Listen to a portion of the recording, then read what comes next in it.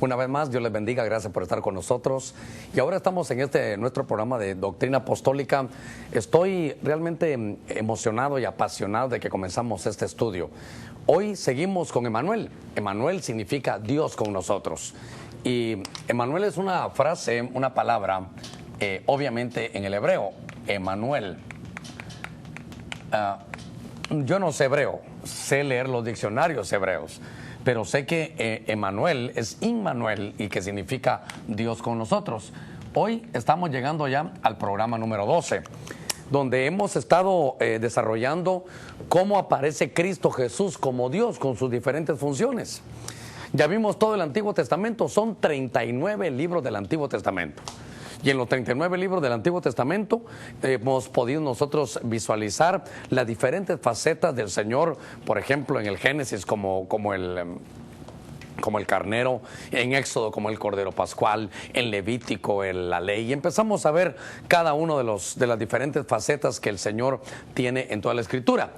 Hoy vamos a ver, ya estamos en el Nuevo Testamento, ya vimos todo el Antiguo Testamento y quiero insistir, la Biblia dice, un hijo nos es nacido, un hijo nos es dado. Y dice, y el principado sobre sus hombros, y será su nombre, de ese niño que nos dieron, será su nombre, dice, consejero, Dios fuerte.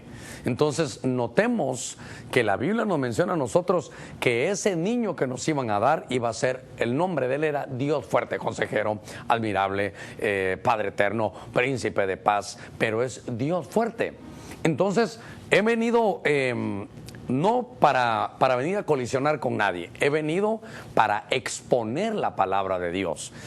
He entendido con el pasar del tiempo que nuestra tarea para poder discipular no es una tarea en la que nosotros nos vamos a dar a la lucha para entrar en colisión, para señalar esta u otra religión. No es nuestro enfoque venir a colisionar, pero porque me di cuenta que Pablo lo que hacía era exponer la palabra de Dios. Y entonces yo cumplo con la comisión que me es encomendada. Y agarro unas palabras de mi primer pastor, el doctor Toniel Ríos Paredes. Él decía, sembrando la verdad, se marchita el error. Y como, si usted se da cuenta, todo el kit del asunto, toda la problemática que se da, no son en las religiones. Ese no es el problema. Porque religiones hay de todo. Los que dicen que solo el Padre, unos dicen que solo el Hijo, otros dicen que ninguno de los dos. Bueno, con todo su respeto, no sé si me voy a salir de los lineamientos, pero el problema no es Dios, porque hasta los satanistas dicen que el Señor lo reprenda a Satanás, que Él es el Dios, y cabalmente la Biblia dice que Él es el Dios de este siglo. Entonces nuestra discusión, nuestra confrontación no nos serviría de nada. A mí lo que creo yo que me sirve es la exposición. ¿Para qué?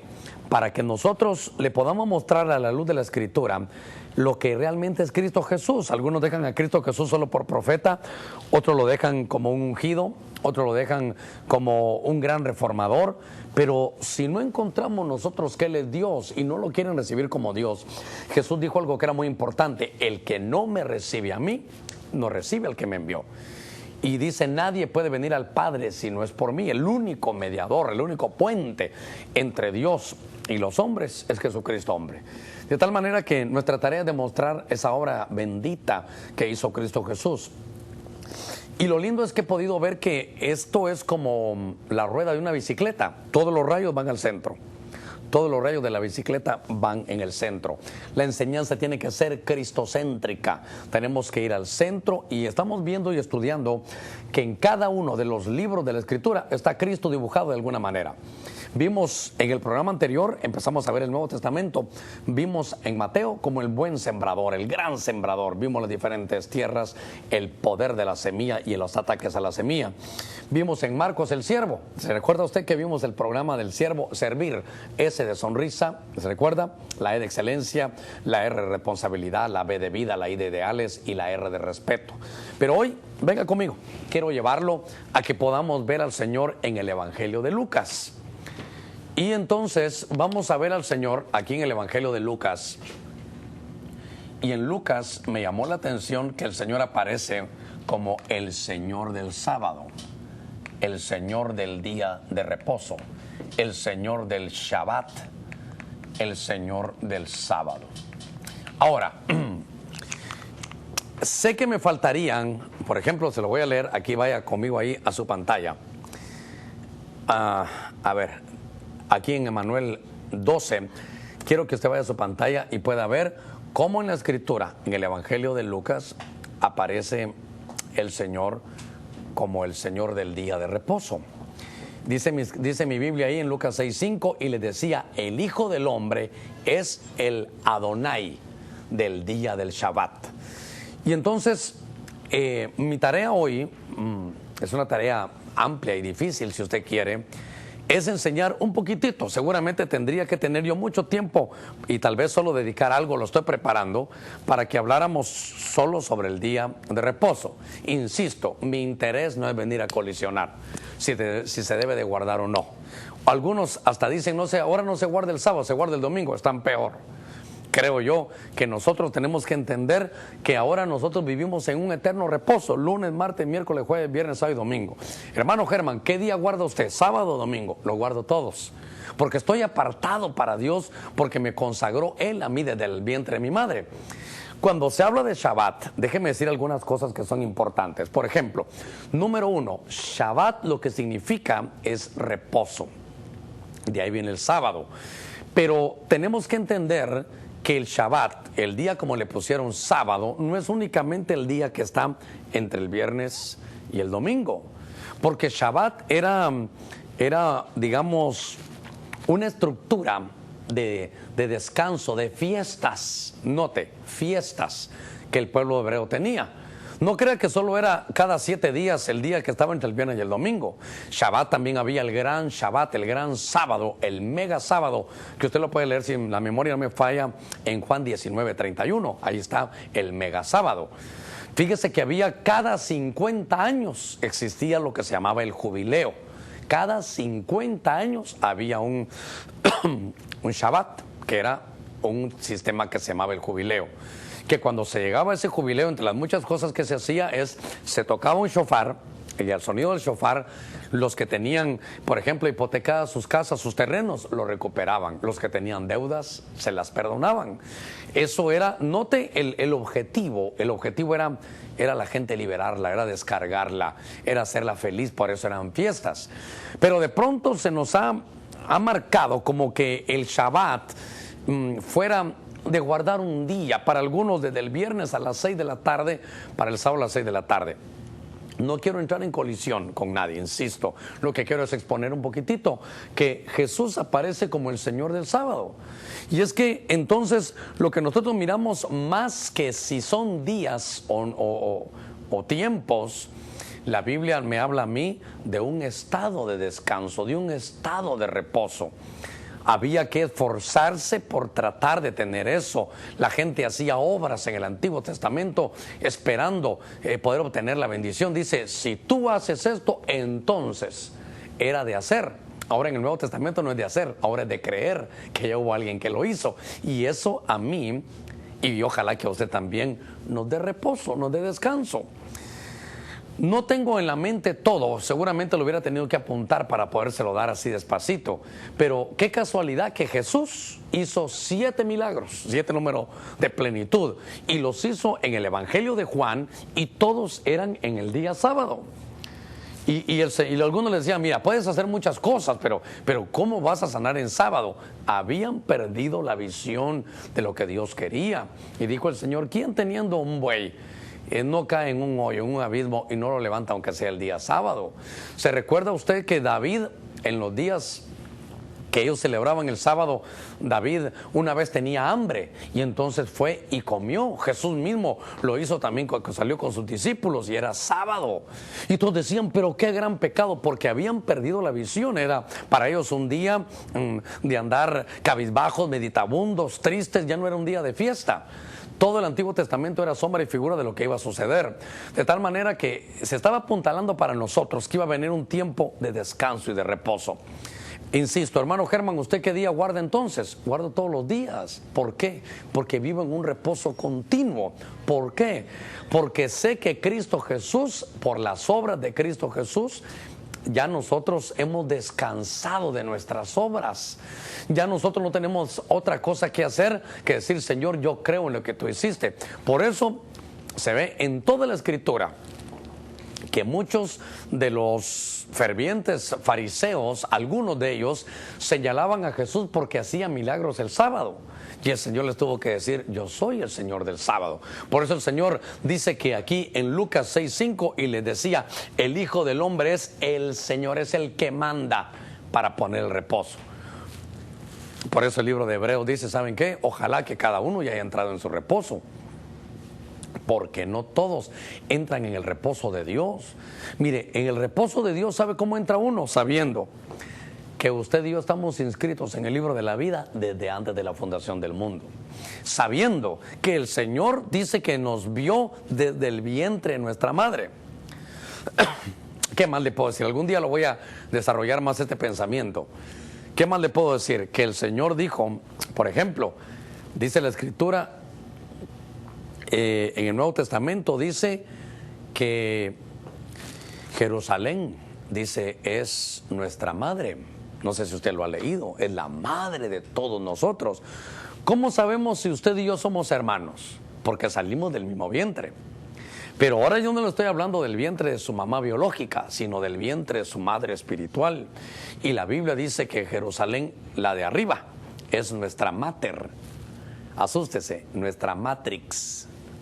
Asústese más, nuestra matriz. Cuando uno empieza a entender las profundidades de la Escritura, quiere decir que el plan de Dios es un plan perfectamente hecho. Nosotros venimos desde una matriz celestial, salimos de aquel lugar. No me juzgue mal. ¿Sabe qué? Hebreos 12, 22, 23, por ahí dirán que nosotros tenemos una madre. Dice que Jerusalén es la madre de todos nosotros. No sé si es Hebreos o es Timoteo, lo voy a buscar. Pero note, por favor, que esto es importante. Porque si ya venimos de ahí, somos hermanos. Y ahora, aquí entonces nacemos de otro vientre. Pero es un vientre biológico, pero el vientre espiritual ya está allá. Nuestro nombre está inscrito del libro, desde antes de la fundación del mundo, en el libro de la vida. De tal manera que entonces es un plan perfectamente hecho. Le voy a decir algo más. Hermano Germán, ¿qué tiene que ver eso con el que el Señor es el Señor del día del reposo? Porque esto me garantiza a mí y me da tranquilidad de que usted y yo somos salvos. En algún momento usted despertó. La fe viene por el oír la palabra de Dios. Es más, si usted mira detenidamente estos estudios, es porque hay algo, una genética espiritual que lo llama, que le dice, eso es cierto, ven, somos de los mismos, somos hermanos en Cristo, claro, pero salimos de una misma matriz allá arriba. Uno de estos días lo voy a explicar mejor. Porque hay una matriz espiritual, hay una matriz, y es tanto que hasta la tierra es como una matriz que da luz, que ya tiene dolores de parto, la tierra ya está temblando por eso. Entonces, cuando yo veo esto, encuentro a Jesús como el dador del reposo, el otorgador. De Él mana la vida, de Él surge nuestro reposo. Entonces, pastor, ¿qué hay que hacer? Creer. Es que aquí no es porque yo puedo, porque yo soy muy salsa, yo soy muy bueno, yo soy muy orador, yo soy una gran persona que oro, que ayuno. No. Somos salvos porque ya tenemos el sacrificio de Cristo, y ahora no es tanto de hacer, ahora es de creer. Eso es lo lindo de poder entrar en este evangelio. Ojalá que con estos minutos que me he tomado para explicarle un poquitito acerca de eso, podamos darnos cuenta nosotros de que Cristo Jesús es el Señor del día de reposo. Si usted quiere guardar los días, yo lo respeto, no entro en colisión ni le digo que es pecado, ni mucho menos, pero no es un día, son todos los días. Qué lindo es tener ya el reposo de que toda la obra es perfecta, que nosotros somos creados en Cristo Jesús para hacer buenas obras, oiga, las cuales ya Dios preparó de antemano para que anduviéramos en ellas. Ok, déjeme avanzar un poquitito hoy, porque hoy quiero por lo menos hablar, y es que este programa de hoy es ver a Cristo, pero es una forma muy profunda. El Evangelio de Juan es un evangelio de los más profundos. Venga conmigo ahora. Ya vimos aquí al Evangelio de Lucas, ahora vamos a ver el Evangelio de Juan. En Juan, me voy a atrever a decirle que yo veo en Juan a Jesús como la luz primigenia. Y entonces, ahí, usted ojalá que esté compartiendo conmigo del todo. ahí en la sala de su casa, en la comodidad de su hogar, su tacita de café, su tacita de té, su refresco, y tal vez su papel y lápiz para ir apuntando. Pero fíjese que ahora paso al Evangelio de Juan. Y ahí en su pantalla usted puede ver algunas cosas que son importantes. Por ejemplo, en el Evangelio de Juan, Juan es la luz primigenia. Ok, dice la Escritura, en el principio existía el Verbo y el Verbo estaba con Dios. Y oiga lo que dice aquí. Y el Verbo era Dios. Entonces, ahora, Él estaba en el principio con Dios. Y dice la Escritura que entonces el Verbo se hizo carne y habitó entre nosotros. Y vimos su gloria, gloria como la del unigénito del Padre, lleno de gracia y de verdad. Ok, antes de entrar a esto, es importante, les ruego que vengan conmigo aquí en la pantalla, porque aquí hay dos palabritas para mí muy importantes. Que en el principio el Verbo existía. El Verbo estaba con Dios y el Verbo era Dios. Aquí diferencian al Padre con el Hijo. Pero note, el Verbo era Dios. Y luego dice que el Verbo, que era Dios, el Verbo se hizo carne. Entonces, en el Evangelio de Juan es un evangelio de los más profundos, porque esto ya toma un tópico de cosmogonía. Y yo sé que cuando se habla y doy enseñanza aquí, a veces le subo el volumen, pero es parte de lo que usted y yo tenemos que entender. Pastor, pero ¿cómo se atreve usted en la Escritura a meter el cosmos? ¿Por qué cosmogonía?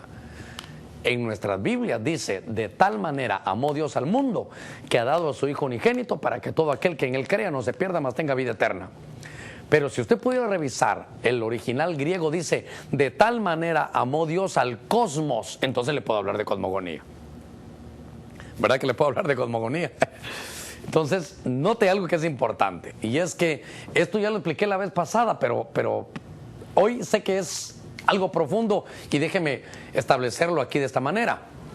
Hay dos planos existenciales. Hay planos existenciales. Y es que note que me tengo que ir a los planos existenciales. ¿Por qué?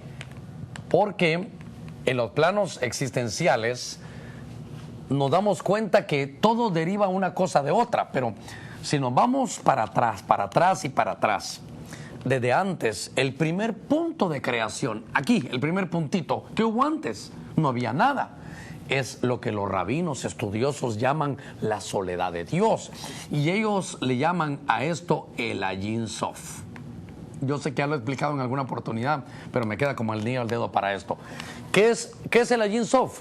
El Ayin Sof es el plano existencial donde está todo lo increado. ¿Y cuál es todo lo increado? Solo Dios. Ahí está solo Dios. Ahí está solo el Señor.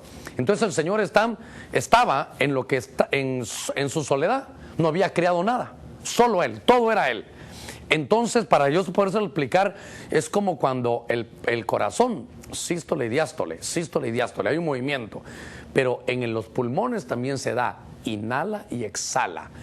Hay una contracción y se deja un espacio. Entonces, como que Dios se contrae, perdóneme que se lo explique así, es que no encuentro otra manera. Se contrae y crea un espacio, y en ese espacio que Él crea, entonces, al crear algo, es lo que se llama el plano existencial del ex nihilo. Así se le llama. Y aquí están todas las cosas creadas, las visibles y las invisibles, sean tronos, potestades, como habla Colosenses. Pero entonces note que el primer punto es el Olam, es el Kadam, y a esto se le llama el Shelet. Ok, hermano Germán, no nos hable tan profundo porque no estamos hablando de esto. Es que para mí es importante porque el Verbo estaba con Dios, era Verbo, estaba en el Ayin Sof, estaba. Entonces, cuando Dios se contrae para crear un espacio y ahí empezar a crear cosas visibles e invisibles, entonces, ¿cómo se manifestaba a ellos? Usted ahora va a entender algo mejor, que a mí me costó entender, pero ahora se lo quiero trasladar. La Biblia dice, a Dios no lo ha visto nadie jamás. ¿Cómo no lo ha visto nadie jamás? No lo vio Moisés, no lo vio Elías. Sí, pero están hablando de la esencia primigenia en el Ayin Sof. Aquí nadie lo puede ver.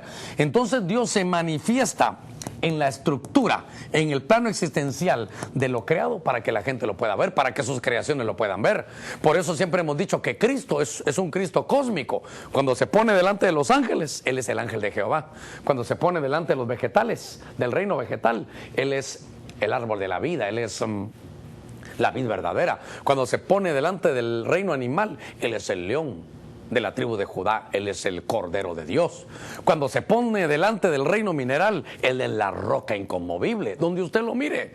Cuando se pone como los querubines, Él también es un querubín. Es que esto es tan profundo, ¿sabe qué? Antes que el Señor viniera y tabernaculizara con nosotros y el verbo se hiciera carne, dice Miqueas 5:2 que el verbo tenía muchas salidas. Léalo usted en su Biblia. Miqueas 5:2, muchas son las salidas desde la eternidad. Entonces, venga conmigo, es que esto se pone para mí calidad. Porque entonces dice que las salidas desde la eternidad. Eternidad es olam. Eternidad es la palabra kadam o kedem. Y entonces, esta desde aquí. ¿Por qué? Porque era lo creado. Él salía. Por ejemplo, en todo el Antiguo Testamento eso se llama cristofanías. Le doy una.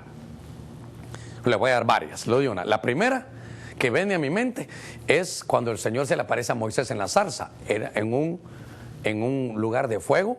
Se le presenta ahí como un ser de fuego y le habla y se va. A Josué se le presenta como un ángel guerrero con una espada. Y Josué cuando lo mira le dice, bueno, ¿tú eres de los nuestros o eres de ellos? Tranquilo, le dice, yo soy el caudillo de los ejércitos de Jehová. Yo soy el caudillo, soy el número uno de los de mi padre. Entonces el Señor se manifestaba y regresaba. Mire, le voy a dar un pensamiento atrevido. Como que el verbo salía entre las creaciones, pero velado, para que nadie se diera cuenta. Ahí estaban las creaciones de ángeles y ahí estaba el Señor, entre ellos como que sin nada, el verbo. Por eso, ¿se imagina usted con cuántos niños jugó cuando el Señor, como decimos en Honduras, era cipote cuando era un niño, cuando corría? Cuando iba María y José a las fiestas de los tabernáculos y de la Pascua, que iban a Jerusalén, el Señor iba corriendo entre las caravanas. Ahí estaba, no se había manifestado. Por eso para nosotros, mire, yo sé que esto es profundo, pero es tan importante que lo entendamos porque el verbo es Dios. No se vaya a perder en esta vida. Si vino a esta vida y no descubre y no trata de tocarle al Señor, Dios mío, quiero conocer la verdad. Quiero saber quién es Jesús. Y se lo dije al inicio del programa, el key del asunto es saber quién es Jesús. Lo demás, todo, cuando usted sepa quién es Jesús, todo lo demás se arregla.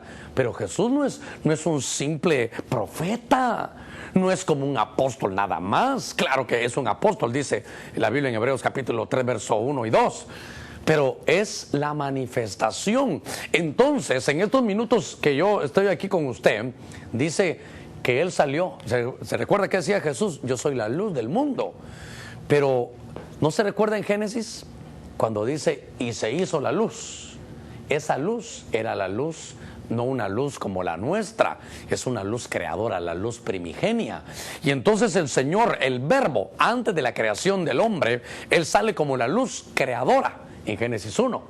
Pero cuando se da luz aquí a la tierra, Él viene, cuando Él dice yo soy la luz, viene como luz salvadora. Él sale como luz. Y entonces, en el libro de Génesis dice, y se hizo la luz. Él sale como la luz creadora. Ahora, tomaré estos minutos, aunque yo no lo puse allá, ¿verdad? A ver si logro ver aquí los niveles de Cristo. Dios mío, a ver si me da tiempo, pero aquí es la luz primigenia. Ahora, en la luz primigenia, usted sabe que cuando se refracta, se forma un arco iris que tiene 7 colores. Todo en la Biblia nos habla de 7. Por eso el Señor hizo 7 milagros.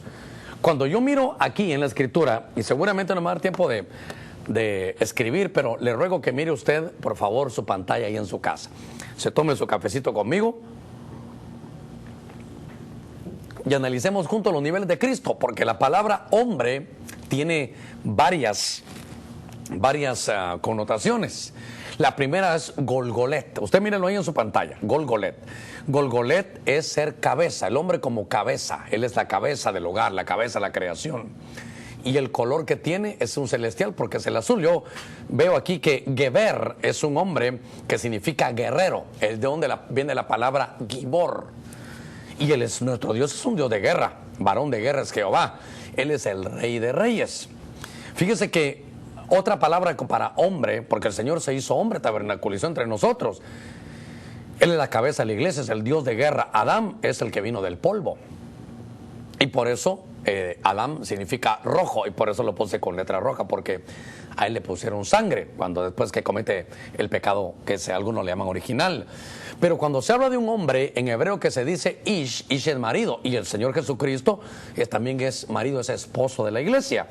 Y eso me habla a mí de que él vino aquí a la tierra a servir.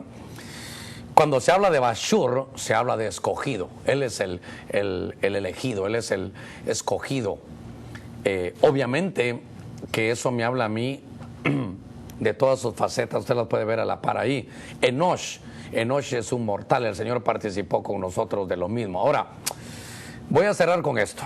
Y bueno, ahí lo puede ver usted tal vez para que lo copie un poquitito. Ahí están los colores del arco iris. Ahí están los colores del arco iris, usted lo puede ver. Le puse 6 porque son 6, es el número de hombre. Y pude ver de alguna manera todos los oficios que tiene Cristo Jesús. Él tabernaculizó para ser cabeza de la iglesia, para ser varón de guerra. Él tuvo que participar de un cuerpo como el de nosotros, que viene derivado del polvo. Él es el esposo de la iglesia, él es el escogido, participó de un cuerpo mortal como el nosotros, por eso fue varón de dolores, experimentado en quebrantos. Ahora, voy a llegar a esto porque cuando se habla de la luz primigenia, se nos habla de las manifestaciones de la luz. Y entonces, si se da cuenta ahí en su pantalla, dice la Biblia que la luz era la vida de los hombres. Y como el tiempo está contra mí hoy, pero me lo voy a tomar lo que tenga yo necesario. Cuando el Señor hizo a Adán y Eva, dice la Biblia, la vida de los hombres era la luz. Quiere decir que antes que Adán y Eva pecaran, ellos no tenían sangre, ellos tenían luz. Por eso cuando pecaron se dieron cuenta que estaban desnudos, porque ya no eran seres iluminados. Y a eso vamos, porque la Biblia dice ahora, ¿qué dice la Biblia ahora? Que nosotros somos la luz del mundo. ¿Qué dice la Biblia en aquella historia donde quebrantan, están tocando las trompetas, se rompe el odre y se mira la luz? Que cuando suene la trompeta en el cielo, la trompeta de Dios, y los muertos en Cristo resuciten, y luego nosotros los que vivimos hayamos quedado, seremos transformados, se va a evidenciar la luz que hay aquí adentro. Entonces, de las primeras facetas que el Señor miró ahí en su pantalla, por favor, ahí en su monitor, la luz era la vida de los hombres. Dice que nosotros fuimos trasladados, ahí en su pantalla, mire, dice que fuimos trasladados del reino de las tinieblas al reino de la luz admirable de Cristo Jesús nuestro Señor. Usted va a ver cada vez que nos acercamos, dice, el que habita en luz inaccesible. No crea que cualquiera puede entrar. No, pero los que estamos con la sangre de Cristo, dice la Escritura, acerquémonos pues confiadamente al trono de la gracia. Dice la Biblia en Hebreos 10:20 que hay un camino nuevo y vivo, pero para los que creemos, para los demás el Señor vive en una luz inaccesible. También puede ser que se refiera al que el Señor, como la Biblia dice, a Dios nadie lo ha visto jamás, se esté hablando de la Yin Sof, que aquí es la luz inaccesible. Para poderse mostrar del Olam y del Kadam, hizo su aparición al plano existencial de la creación que somos nosotros. Bueno, no solo nosotros, sea todo lo visible y lo invisible. La Biblia habla que Él era la luz del mundo. Eso es, y que nosotros ahora somos la luz del mundo. Dice que hay una luz verdadera, cuidado, entonces tiene que haber una luz falsa. Y esto me llama la atención a mí, porque si hay una luz verdadera, la Biblia dice en alguno de los salmos, en tu luz veremos la luz.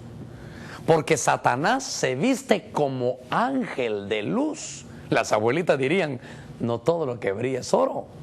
Note por favor entonces que la luz me habla a mí de un sefirot, es decir, de una iluminación de parte de Dios, pero pueden haber sefirot del lado de las tinieblas, pueden haber, a ver si no me castigan por eso, los entendidos, pero pueden haber emanaciones de espíritus que no son de Dios, revelaciones que sean falsas, porque la Biblia dice, si aún un ángel del cielo predica otro evangelio, el tal sea anatema. Entonces, Dios santo, yo me he gozado mucho de mostrarle las manifestaciones. Dice que Él es la luz de la aurora. Esa es la primera luz que salió. Mire, si es la luz de la aurora, quiere decir que la aurora es una potestad. Otro día lo vamos a trabajar.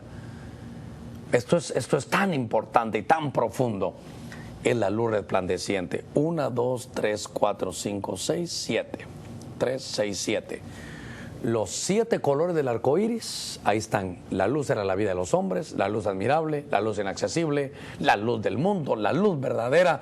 Cristo es la luz de la aurora, Cristo es la luz resplandeciente. Si estás en tinieblas y por casualidad sintonizaste este canal, yo te quiero decir algo. Creo que Dios te está diciendo, ¿sabes qué? Las tinieblas, la única manera de erradicarlas es a través de la luz. Y Cristo Jesús en Juan es la luz primigenia.